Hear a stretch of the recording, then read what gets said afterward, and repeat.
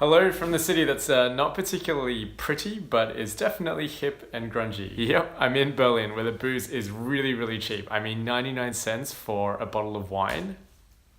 I know it was probably the same price in the rest of Germany, but I just happened to see it here. So Berlin is definitely known for its party scene, with a lot of parties not starting until like 1 or 2 a.m.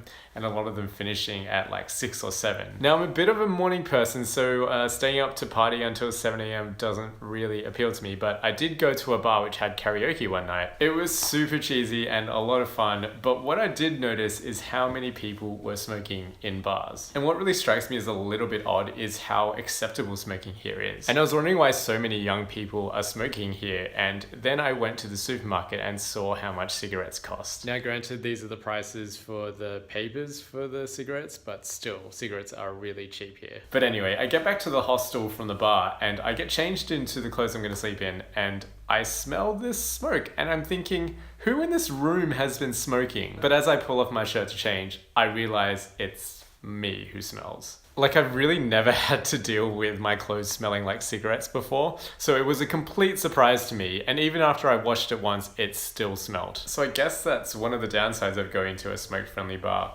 You'll stink of cigarettes for a little while. I also went to another Christmas market, but this one had like a live acrobatics/comedy show, and I will let the footage do a bit of the talking.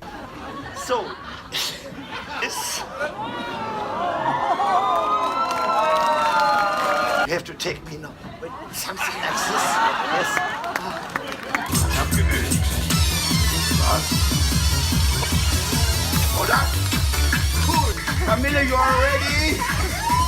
Camilla, keep on. Me too.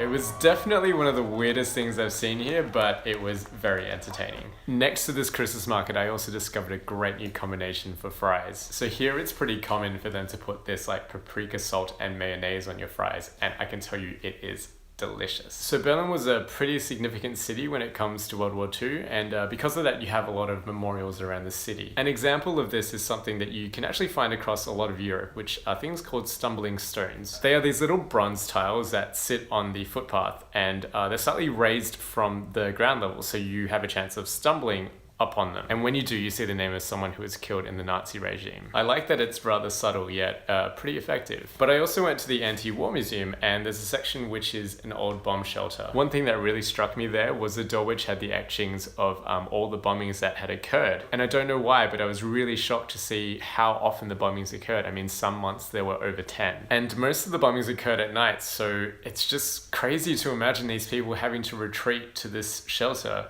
like 10 times in the middle of the night in a month. So as we edge closer and closer towards January, it gets colder and colder. And there have been a couple of things that I've noticed. Firstly, if you see that behind me, that's an old coal heater that they used to heat up rooms before they had the new fancy like gas or electric ones. Secondly, it's the coats. So it sounds really weird, but I never understood the need for a coat rack until now. And when you don't have one, you end up with something like this. Anyway, I hope you have a fantastic Christmas, and I will see you next week.